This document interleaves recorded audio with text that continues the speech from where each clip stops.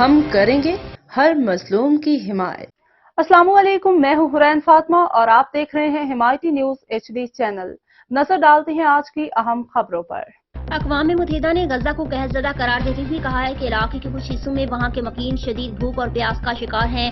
غیر ملکی خبر رساں ادارے کی رپورٹ کے مطابق اقوام متحدہ کی ورلڈ فوڈ پروگرام کی سربراہ سنڈی میک کین نے بتایا ہے کہ غزہ کے موجودہ حالات کو دیکھنا بہت مشکل ہے اور سننا اس سے زیادہ دشوار ہے۔ اپنے ایک بیان میں انہوں نے بتایا کہ جنگ کے بعد سے وہاں وحشت کا ماحول ہے۔ ہم اپنی پوری کوشش کر رہے ہیں کہ اسرائیل اور حماس کے درمیان ہر ممکن حد تک کشیدگی کم کر کے جنگ بندی کا معاہدہ کروا سکیں۔